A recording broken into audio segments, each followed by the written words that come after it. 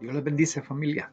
Damos gracias al Señor por esta nueva oportunidad de compartir la palabra del Señor con ustedes en este segundo mensaje que Dios me diera mientras estaba allí hospitalizado en Lima, Perú.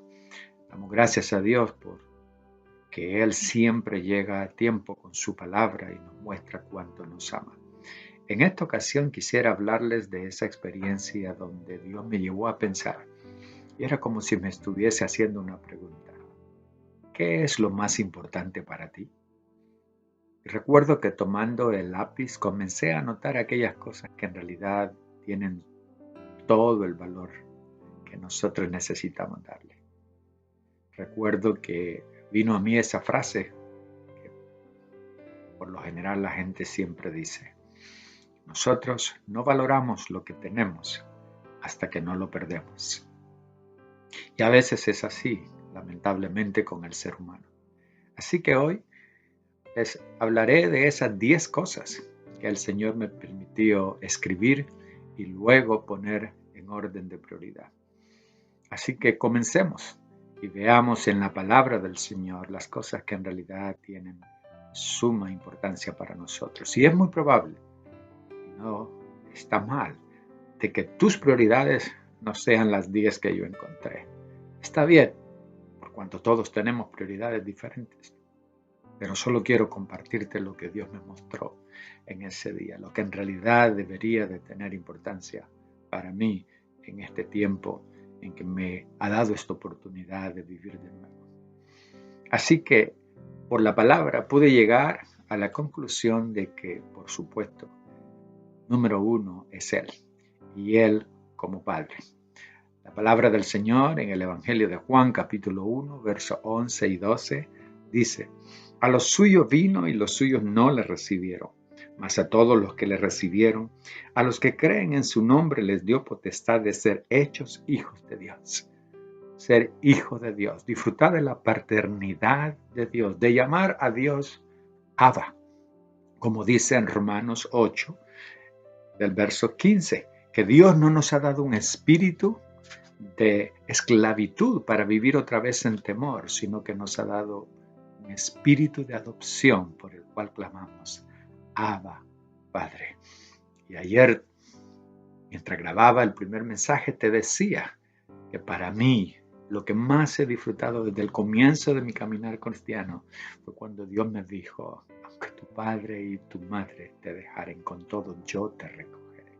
Así que para mí lo más importante es disfrutar de ese amor del Padre, de ese Dios que nunca me deja, que nunca me desampara, que siempre está allí cuando más lo necesito. Que en Isaías capítulo 66, versos 12 y 13 dice que lo que Él anhela es amamantarnos, tenernos tan cerca como una madre tiene a su recién nacido, que también quiere cargarnos en sus brazos, que también anhela ponernos sobre sus rodillas y mimarnos, que así como la madre consuela a sus hijos, así los consolaré yo, dice el Señor.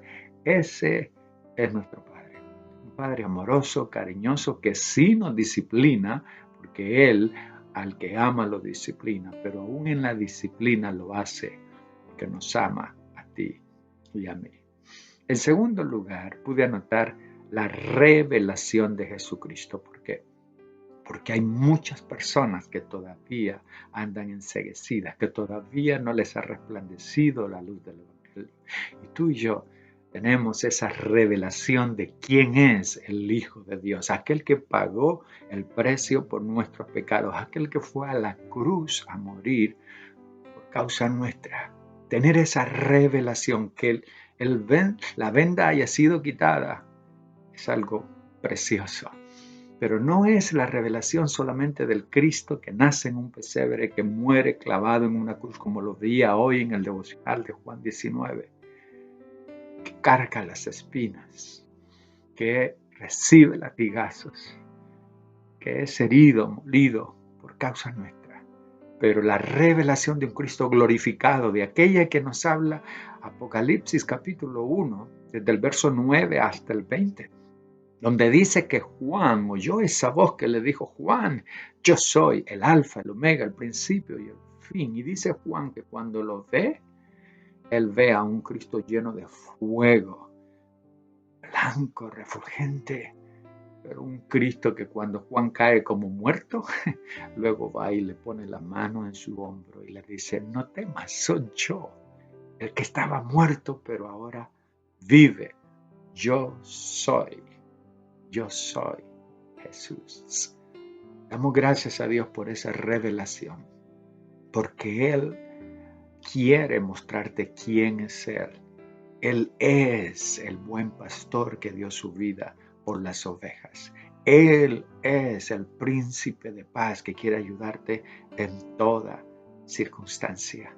Y por eso es precioso poder valorar esta revelación de quién es el Hijo de Dios. En tercer lugar, está en ese orden, Padre, Hijo y Espíritu Santo. Pero no me refiero al poder que toda la gente siempre está hablando acerca del Espíritu Santo, sino la persona del Espíritu Santo. Aquel que estaba en el cielo, pero cuando Cristo asciende y llega, Dios le dice, es hora de mandar al otro Consolador. Y Él lo derrama, pero no para visitar a los suyos, sino para quedarse. ¿Dónde? En nuestro corazón, como dice Primera de Corintios capítulo 3, verso 16. Vayamos y veamos cómo Pablo lo está diciendo. Primera de Corintios 3, 16. La palabra del Señor dice así.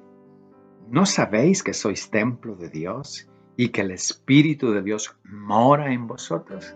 Precisamente lo que el Señor había prometido en Juan, en el capítulo 14, 17, cuando Él está hablando en esos últimos días con ellos, les dice, el Espíritu de verdad. Veamos desde el 16 para entender un poquito mejor. Dice, y yo rogaré al Padre y os dará otro Consolador para que esté con vosotros para siempre. Y el Espíritu de verdad, al cual el mundo no puede recibir porque no le ve ni le conoce, pero vosotros le conocéis porque mora con vosotros y estará en vosotros. Sí, mi hermano, el día que tú entregaste tu vida al Señor, querida hermana, el día que tú te rendiste ese día, Él vino a morar dentro de tu corazón. Está más cerca de lo que tú piensas. Es la persona con la cual tú puedes hablar cada mañana y decir, buenos días, papito Dios, buenos días, Señor Jesús, buenos días, Espíritu Santo. Lamentablemente muchos todavía se quedan con esa comparación de que el Espíritu Santo es como la electricidad, que tú necesitabas conectarte para recibir ese poder. Bueno, es más que el poder, es una persona. Es una persona que habla, una persona que siente, una persona que tiene sus propias decisiones. Es una persona que en el libro de los Hechos tú ves que está hablando, llamando, capacitando, consolando, fortaleciendo, guiando. Es una persona que anhela y desea no solamente morar en ti, sino decirte el camino a seguir. Número 4, ¿qué es lo más importante después del Padre, después del Hijo, el Espíritu Santo? La familia. Eso debería ser en nosotros. Lamentablemente a veces no le damos el valor que ella tiene. La palabra del Señor nos dice en Génesis capítulo 18 que cuando Dios crea al hombre, después de haber dicho que todo lo que hizo estaba bueno, hay algo que no está bueno y Él dice, no es bueno que el hombre esté solo, le haré ayuda idónea.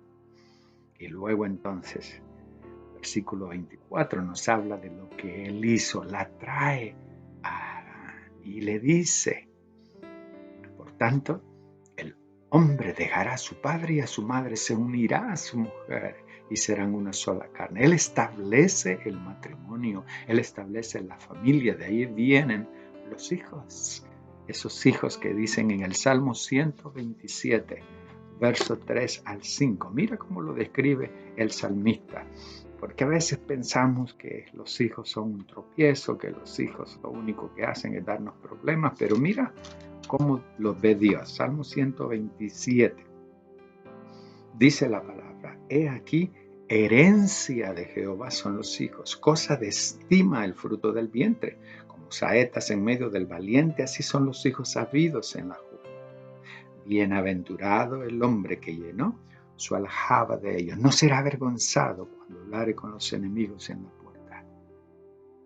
Los hijos son la herencia que Dios nos ha dado. Y yo he pensado esto en muchas ocasiones.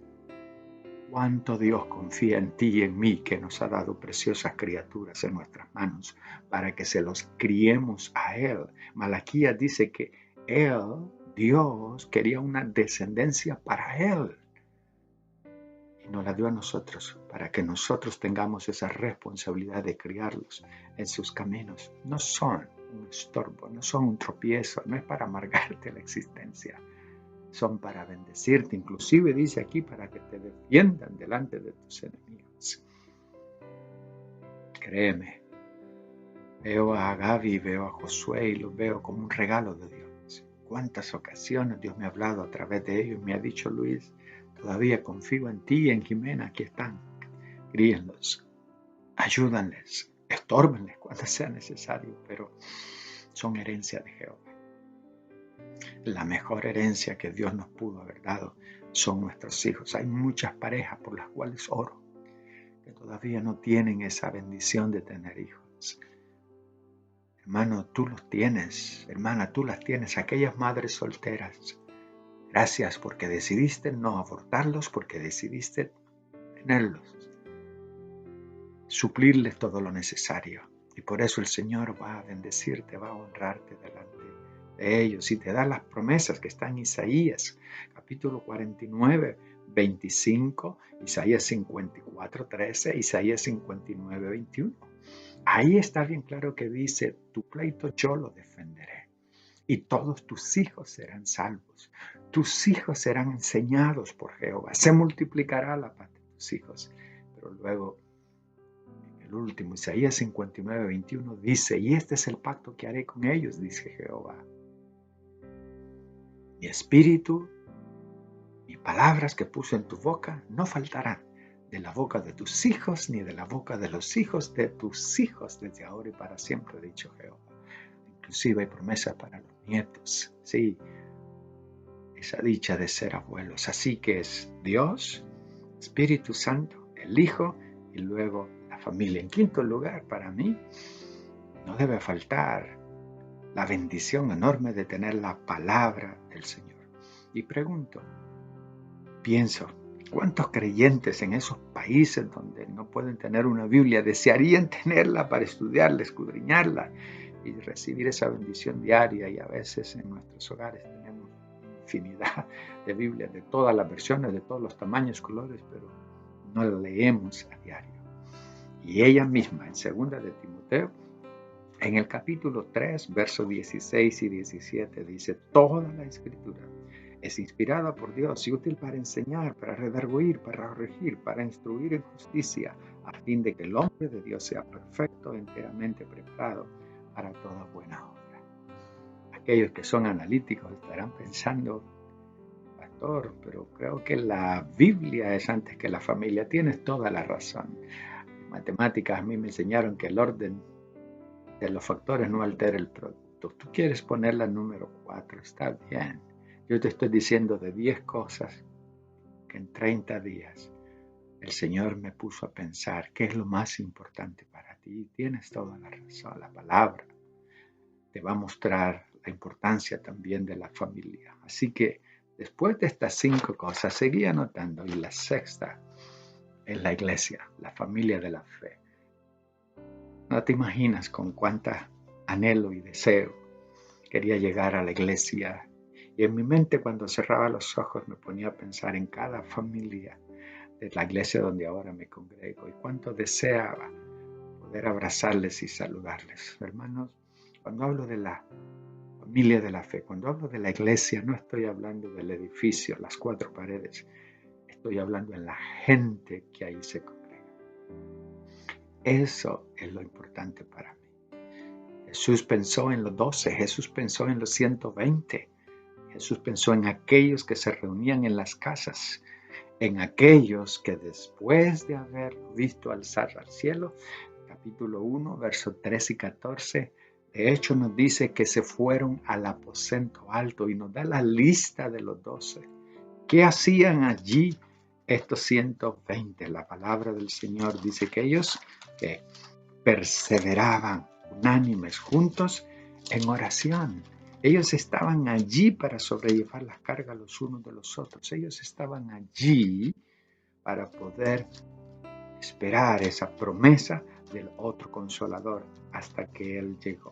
Pero no solamente hacían eso, fíjate bien, más adelante en Hechos capítulo 2, se nos dice en el verso 42 al 47, mira los detalles que nos da la palabra de lo que hacía esta gente cuando recién se fundó la iglesia. Dice así la palabra del Señor, 42 al 47. Y perseveraban en la doctrina de los apóstoles, en la comunión unos con otros, en el partimiento del pan y en las oraciones. Y sobrevino temor a toda persona, y muchas maravillas y señales eran hechas por los apóstoles. Todos los que habían creído estaban juntos y tenían en común todas las cosas. Y vendían sus propiedades y sus bienes y los repartían a todos según la necesidad de cada uno. Y perseverando unánimes cada día en el templo, y partiendo el pan en las casas, comían juntos con alegría y sencillez de corazón, alabando a Dios y teniendo favor con todo el pueblo. Y el Señor añadía cada día a la iglesia los que habían de ser salvos. ¿Sabes que he llegado a entender? Que si amo a Dios, amo a su iglesia.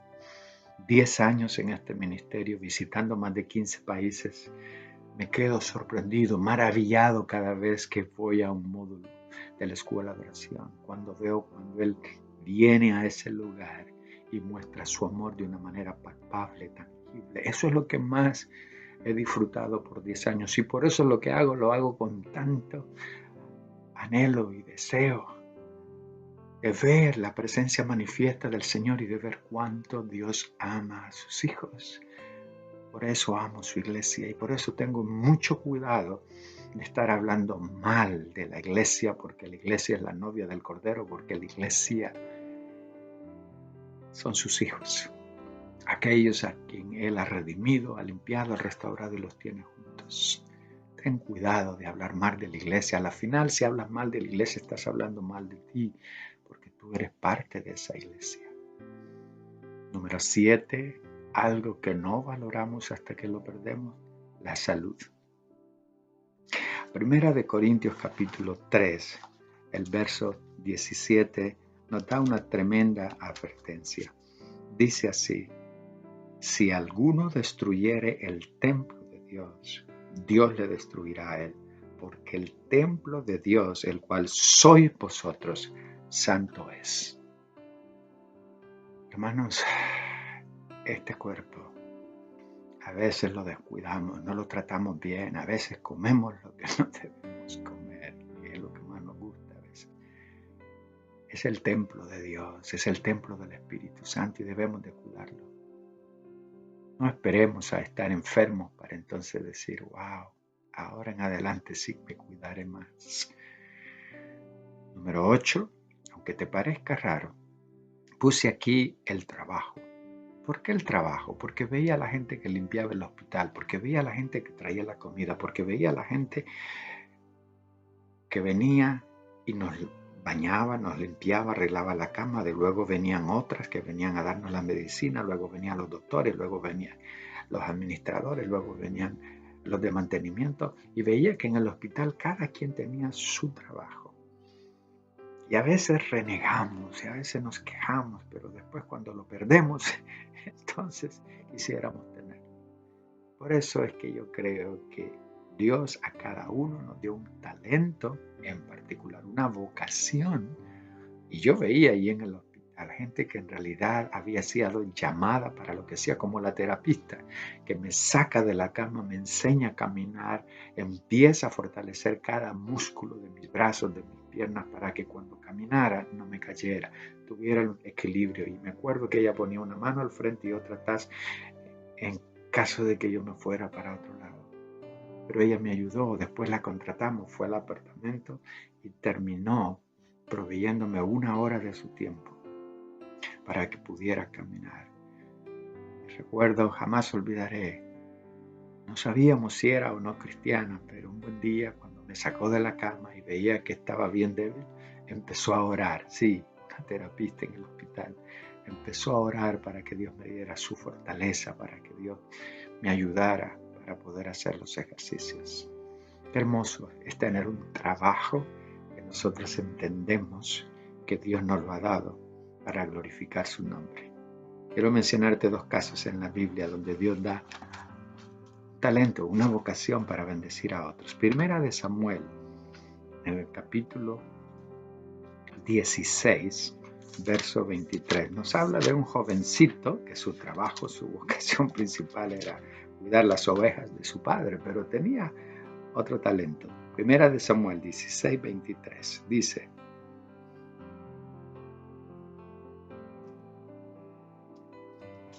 permíteme encontrar Primera de Samuel, no te quiero leer Segunda de Samuel porque vas a decir eso no tiene nada que ver con lo que está hablando. Primera de Samuel 16, 23.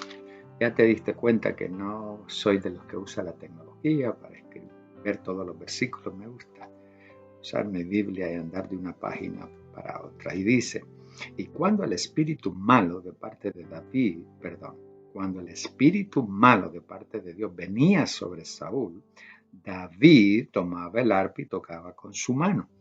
Y Saúl tenía alivio y estaba mejor y el espíritu malo lo apartaba de él. Qué hermoso. No sé si has tenido la bendición, yo lo he visto. Cuando gente que toca un instrumento o canta lo hace para Dios y edifica y bendice a todos aquellos que están a su alrededor.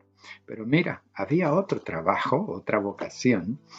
Yo sé que esta quizás la has oído antes, pero de todas maneras te la voy a leer. Está en Hechos, capítulo 18, el versículo 3. Dice, verso 2, leamos desde el 2. Y halló a un judío llamado Aquila, natural del Ponto, recién venido de Italia, con Priscila su mujer, por cuanto Claudio había mandado que todos los judíos saliesen de Roma. Fue a ellos. ¿Quién? Pablo. Y como era del mismo oficio, se quedó con ellos y trabajaban juntos, pues el oficio de ellos era hacer tiendas. No importa lo que tú has aprendido a hacer en tu vocación. Si lo usas para Dios, Dios se va a glorificar. Pablo decía, tengo una gloria y esta nadie me la puede quitar, que no he sido carga para nadie, porque estas manos me han bastado para hacer mi trabajo. Él hacía tiendas, de ahí su dinero para seguir en las misiones, plantando iglesias. Qué hermoso es poder tener un trabajo, usarlo para adquirir esos ingresos, bendecir nuestra familia, pero bendecir también a su iglesia. Número 9. ¿Sabes qué? También me di cuenta que es un privilegio el poder servir a Dios. Él pudo haber escogido a tantos otros, pero la verdad es que nos escogió a nosotros, a cada uno de nosotros, para ser un colaborador, un embajador, para ejercer una función en su cuerpo, la iglesia. Primera de Corintios, capítulo 3, verso 9, lo dice de esta manera. Primera de Corintios 3, el verso 9. Dice así la palabra del Señor. Porque nosotros somos colaboradores de Dios y vosotros sois labranza de Dios, edificio de Dios. Y mira cómo lo dice más adelante. Primera de Corintios, capítulo 12, vamos al versículo 12. Porque así como el cuerpo es uno y tiene muchos miembros, pero todos los miembros del cuerpo, siendo muchos, son un solo cuerpo, así también Cristo. Y después dice inclusive que nadie puede decirle a otra persona, no te necesito. Todos nos necesitamos. Mira cómo lo ve Pedro, primera de Pedro 4:10. El apóstol está viendo a la iglesia como un edificio donde todos somos piedras, pero también habla acerca de lo que Dios nos ha dado y cómo nosotros deberíamos usarlo para traer gloria al Señor y edificarnos los unos a los otros. Primera de Pedro 4:10. Cada uno, según el don que ha recibido, ministralo a los otros como buenos administradores de la multiforme gracia de Dios.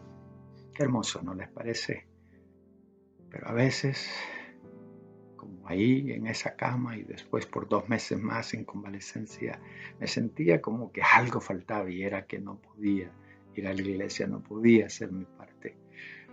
Pero qué bueno es el Señor, que si no podemos ir a la iglesia, si no podemos hacer lo que tanto anhelamos, podemos orar por otros y de esa manera bendecirles.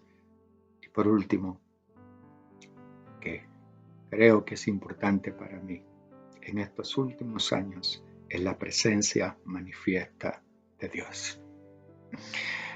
Les confieso que a veces me sentía solo, pero la realidad era otra. Sus promesas siempre se cumplen aun cuando no lo sintamos. Vayamos a Éxodo 33:14, que ha sido el versículo para mí de estos 10 años. Moisés le dice a Dios: si tu presencia no va con nosotros, no iremos. Y Dios le responde, le dice a Moisés: mi presencia irá contigo y te daré descanso. Créanme, mis hermanos, 10 años. Ni una sola vez se me ha pedido una credencial como ministro de una denominación. Pero doy gracias a Dios que cuando llego a un país sin conocer a nadie, absolutamente a nadie, he hablado por teléfono con alguien y ese alguien me recibe en el aeropuerto, me lleva y vamos a la iglesia, es su presencia manifiesta la que más he valorado. Y hasta el día de hoy anhelo meterme detrás de esa puerta del closet, encontrarme con Dios, porque su presencia me da descanso, me da reposo. Él lo dijo en Mateo, capítulo 28, verso 20. Yo estaré con ustedes todos los días hasta el fin del mundo. Y lo dice en el 18:20 de Mateo también, que donde 2 o 3 se reúnan en mi nombre, yo estaré con ellos. Es su presencia manifiesta lo que más necesitamos. Así que 10 cosas. Número 1, Dios como Padre. Número 2, la revelación de Jesucristo. Número 3, la persona del Espíritu Santo. Número 4, la palabra de Dios. Número 5, la familia. Número 6, la iglesia. Número 7, la salud. Número 8, el trabajo.